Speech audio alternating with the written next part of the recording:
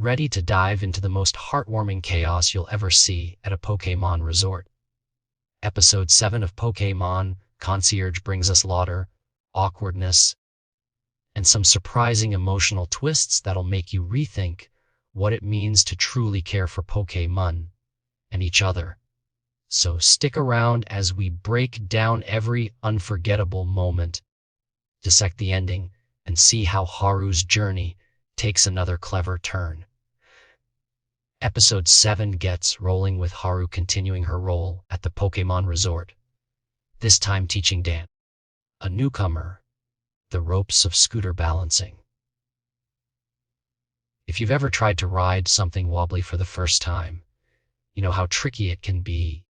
Haru's upbeat attitude, always reassuring, always supportive, sets the tone as Dan learns how balance isn't just about standing steady. It's about mastering turns, leaning into movement, and trusting your guide.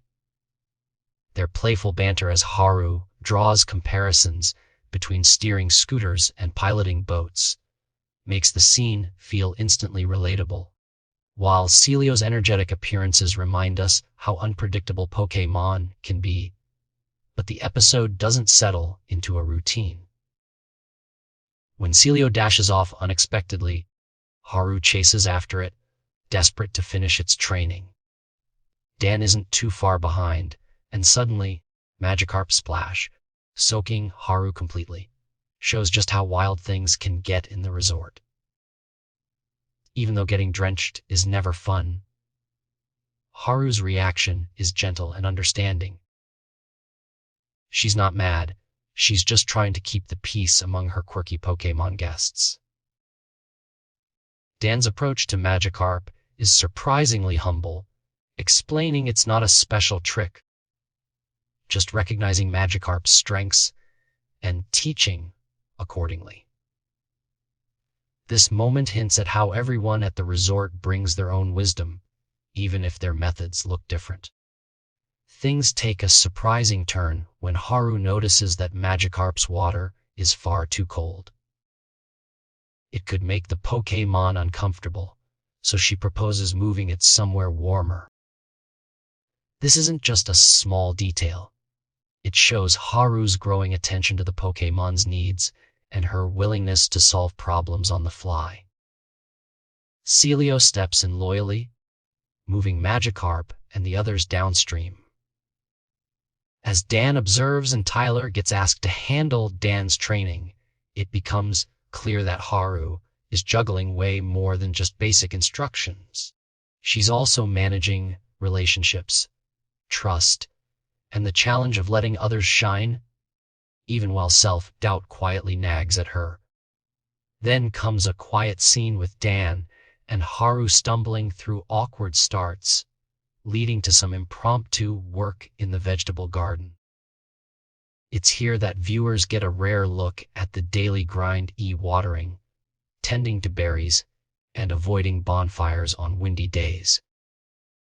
Haru's worry grows that she might be messing up, unable to be the perfect mentor or preserving safety, as she'd hoped. Even when she feels she's responsible for a near miss with a fire, Dan quickly reassures her. His positivity is infectious and, surprisingly, Psyduck provides a crucial turning point. Psyduck is restless. Its headache is flaring up, which any Pokémon fan knows can mean chaos is coming. Alisa jumps in with a practical trick. Whenever Psyduck gets this way, she takes it somewhere safe so it can unleash its confusion power without hurting anyone. But Haru, caught in the commotion, just barely catches flying berries, feeling overwhelmed and defeated.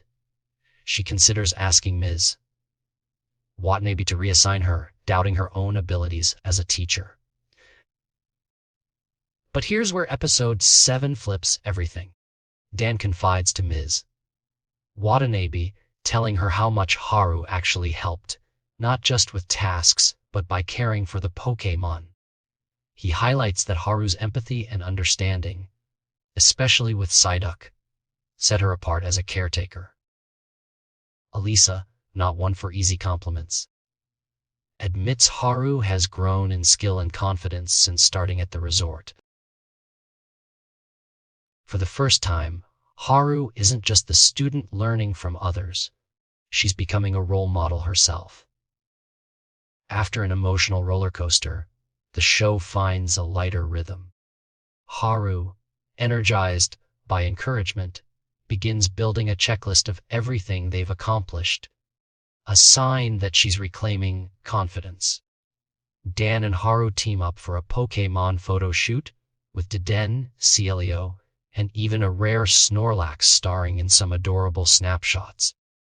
There's an ongoing theme of connection, even when the phone signal is terrible, showing just how isolated yet personal the bonds on the island become.